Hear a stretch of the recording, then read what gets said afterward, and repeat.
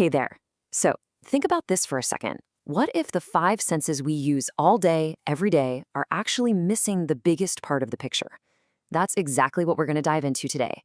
And we'll do it by listening in on a really sweet conversation between a mom and her daughter. It's all about what our senses can tell us, and maybe more importantly, what they just can't. So, let's jump right into the story. It all kicks off when a little girl asks her mom a really simple question, but it turns out to be a huge one. She's just wondering why people call her dad Jain Saib. And wow, the mother's answer really gets you thinking. She says, well, Jain comes from another word, Jina. And a Jina? That's someone who's totally conquered their attachments, their emotions, and, this is the key part for us, their senses. And you know what? The daughter's next question is perfect. It's probably what you're thinking too.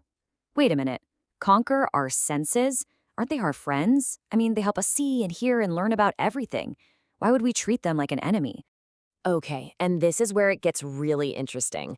The mom explains that our senses are kind of like a double-edged sword. On one hand, yeah, they're amazing tools for learning things, but on the other hand, they can get us totally tangled up in just stuff. Chasing after pleasures and getting distracted from what's really important on the inside. So that's what conquering them is all about. It's about being in control. So what exactly are these powerful tools we need to get a handle on? Well, there are 5 of them. You know them, I know them, but let's do a quick run-through. Yep, there they are. Touch, taste, smell, sight, and hearing. These are basically our 5 windows to the world, right? They're always on, sending us information from the second we open our eyes in the morning. All right, let's break these down one by one. First up, the sense that's all over our body. Touch. So the mom explains that our skin, our whole body, is the organ for this. It's how we feel if something's light or heavy, rough or smooth, hot or cold. It's our most basic, direct connection to the world around us. Okay, next one. How about the one that makes food so amazing? That's right, taste. And the special tool for this one is our tongue.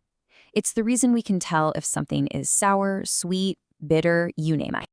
And what about that sense that can bring back a memory in an instant? Smell, of course. Our nose is the expert here, telling us if something smells amazing, like fresh-baked cookies, or, well, not so amazing. Okay, moving on to the one we probably rely on the most. Sight. Our eyes are these incredible little instruments that pick up on light and let us see the whole world in living color. Black, blue, red, everything. And last but not least, the sense that connects us through sound. You got it, hearing. Our ears are designed to catch all those vibrations in the air and turn them into music, voices, and all the sounds of life. All right, so that's the 5 senses. Pretty straightforward, right? But hold on, because this is where the mom's lesson takes a really sharp turn. She's explained what the senses can do, but now she reveals their one massive blind spot. See, they're experts at the physical world, but there's something incredibly important that they can't detect at all.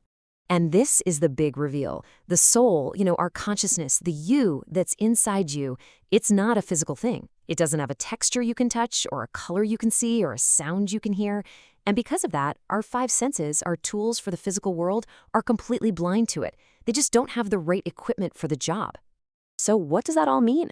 Well, it means that if we really want to understand our true selves, the information we get from our senses is, well, it's kind of small potatoes. It's useful for getting around, for sure, but it's not the main event.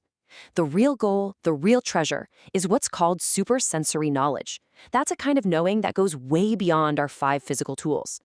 And that leaves us with one last massive question, doesn't it?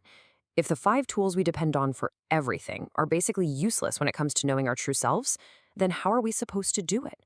What other tools could we possibly have? How can you ever truly know you? Now that's something to chew on.